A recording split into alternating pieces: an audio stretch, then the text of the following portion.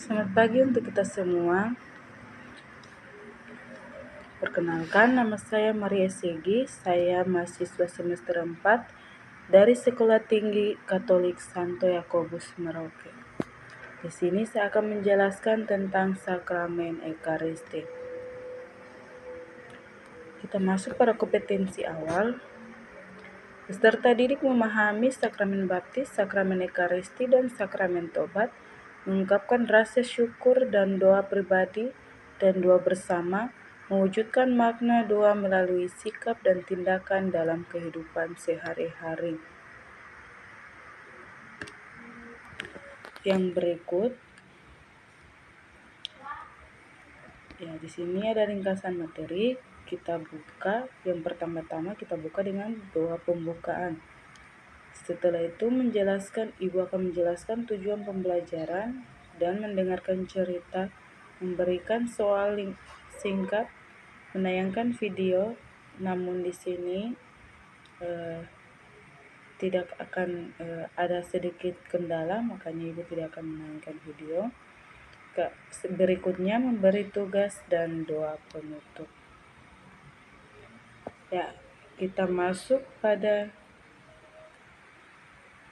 yang berikut.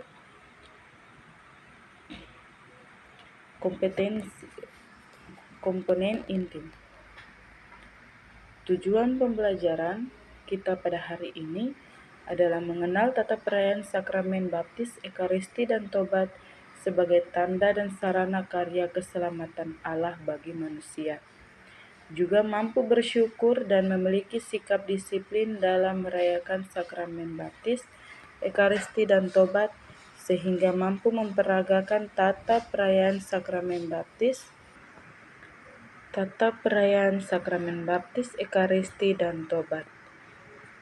Berikut indikator ketercapaian tujuan pembelajaran pada saat ini. Yang pertama, C3, siswa dapat menerima dan menjelaskan ajaran agama yang dianutnya. C2, siswa mampu menunjukkan perilaku jujur, disiplin, tanggung jawab, santun, peduli, dan percaya diri dalam berinteraksi dengan keluarga, teman, guru, dan tetangga. C3, siswa dapat memahami, mengetahui faktual dengan cara mengamati, mendengar, melihat, membaca, dan menanyakan berdasarkan rasa ingin tahu tentang dirinya, makhluk ciptaan Tuhan dan kegiatannya, dan benda-benda yang dijumpainya di rumah dan di sekolah. Yang berikut, Ibu akan menanyakan apa itu sakramen Ekaristi. Di sini Ibu sudah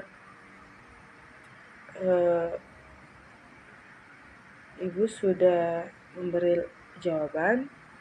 Sakramen Ekaristi adalah perayaan misa yang terdapat pada gereja Katolik. Jadi perayaan misa yang terdapat pada gereja Katolik itu perayaan Ekaristi. Nah, kalau bagian agama Katolik, perayaan Ekaristi itu dilaksanakan di gereja dan dipimpin oleh pastor. Berikut mengapa kita harus mengikuti perayaan Ekaristi, agar kita dapat mengingat akan karya keselamatan Tuhan kita Yesus Kristus. Yang berikut kita masuk pada cerita. Di sini terdapat cerita kisah burung pelikan dan anaknya. Ibu akan membacakan. Ada seekor induk pelikan yang tinggal di sebuah pulau kecil di tengah laut bersama dua anaknya yang masih kecil. Setiap hari induk pelikan terbang jauh mencari makan dan sore hari dia baru pulang membawa makanan untuk anak-anaknya. Suatu hari, induk pelikan sudah terbang kemana-mana, tetapi dia tidak mendapatkan makanan. Dengan sedih dia mendekati sarangnya. Dari jauh sudah terdengar suara anak-anak pelikan bercericit meminta makanan. Hati induk pelikan itu tidak tega, maka induk pelikan itu terbang lebih tinggi dan lebih jauh, namun dia tetap tidak mendapat makanan. Akhirnya ia pulang larut malam dengan tangan kosong.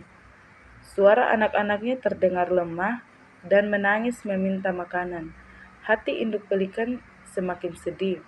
Induk pelikan sampai di sarang.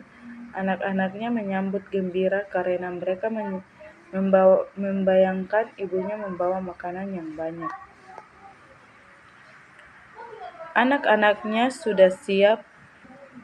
Anak-anaknya menyambut gembira karena mereka menyangka ibunya membawa makanan yang banyak. Anak-anaknya sudah siap mengadakan perutnya dan membuka siap menerima makanan. Namun apa mau dikata, tidak ada makanan yang dapat diberikan induknya kepada mereka. Anak-anak makin menjerit dengan suara yang hampir habis. Induk pelikan menangis melihat anak-anaknya dan tidak ingin mereka mati kelaparan. Ia memberikan dirinya sendiri kepada anak-anaknya. Akhirnya induk pelikan itu mati dan anak-anaknya hidup. Ya anak-anak, dari cerita di atas ini mengajarkan kita untuk rendah hati dan harus saling berbagi. Di sini juga Ibu akan memberikan sedikit pertanyaan. Ada berapakah burung pelikan dalam cerita di atas? Jawabannya adalah ada 3 ekor burung pelikan. Siapa yang berkorban demi kehidupan anak-anaknya? Jawabannya adalah ibunya burung pelikan. Pertanyaan yang ketiga, ada berapakah anak burung pelikan? Jawabannya adalah ada 2 anak burung pelikan. Dari cerita di atas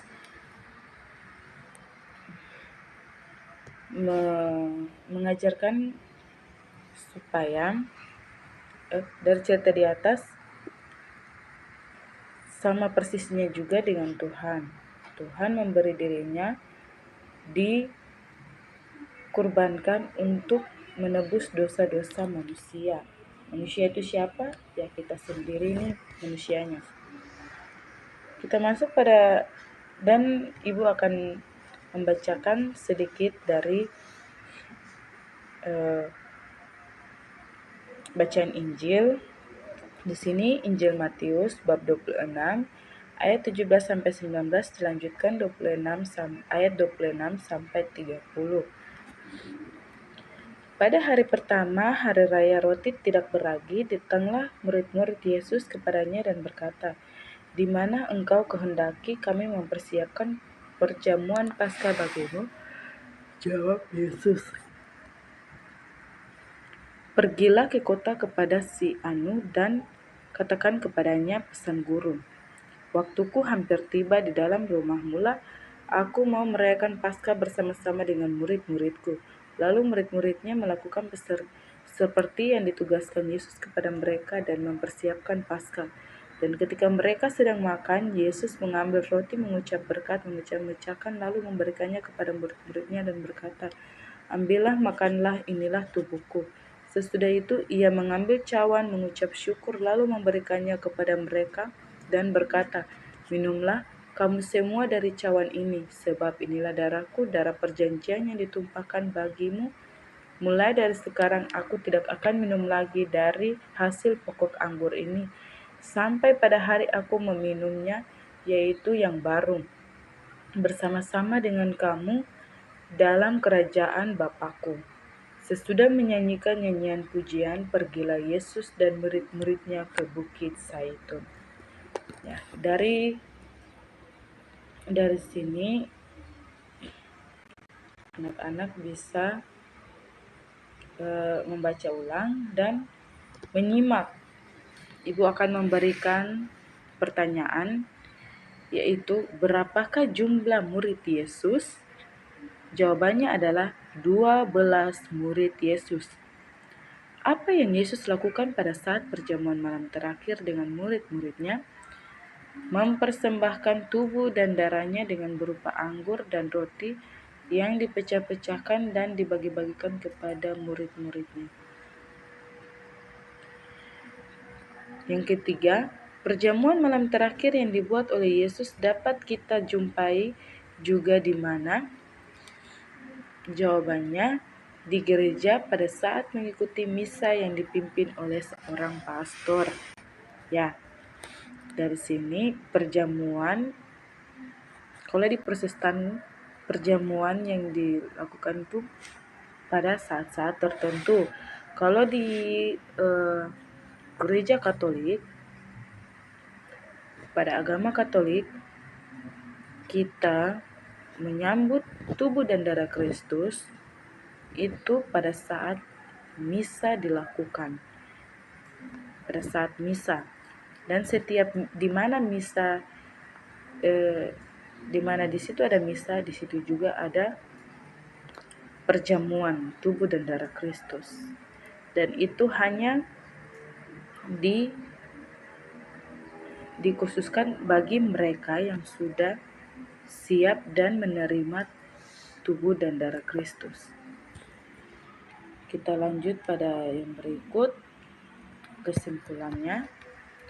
Anak-anak yang terkasih, dari pembelajaran hari ini mau mengajak dan mengajarkan kita tentang bagaimana sikap kita menghargai dan merenungkan sikap Yesus yang mengajarkan kita untuk rela berkurban. Rendah hati juga perlu, karena kita hidup dalam masyarakat yang luas ini pasti banyak sekali cobaan seperti berbuat dosa dengan sering melawan orang yang lebih tua. Setiap orang yang sudah dipermandikan wajib mengikuti perayaan Ekaristi. Setiap kali mengikuti perayaan Ekaristi, kita bertemu dengan Tuhan. Anak-anak, di sini ada gambar juga di mana yang pertama ada seorang anak yang menerima komuni pertama dan diberikan tubuh dan darah Kristus oleh seorang pastor pertama kali. Dan yang kedua, ada seorang pastor yang sedang mempersembahkan roti dan anggur melalui dengan roti dan anggur yang dipecah-pecahkan untuk dibagikan kepada umat. Dan yang ketiga, ada gambar di mana Yesus memecah-mecahkan roti dan anggur lalu dibagi-bagikan kepada kedua belas muridnya. Nah, dari sini anak-anak bisa mengamati sendiri dan bisa mencermati sendiri apa yang tadi sudah dibacakan dan apa dari dalam Injil serta dari dalam cerita-cerita yang sudah Ibu bacakan tadi. Ya, itu saja pembelajaran kita pada hari ini. Semoga anak-anak bisa lebih memahami. Hari ini tidak ada tugas yang Ibu berikan. Minggu depan atau pertemuan berikut baru Ibu memberikan tugas untuk anak-anak. Sekian dan terima kasih. Shalom.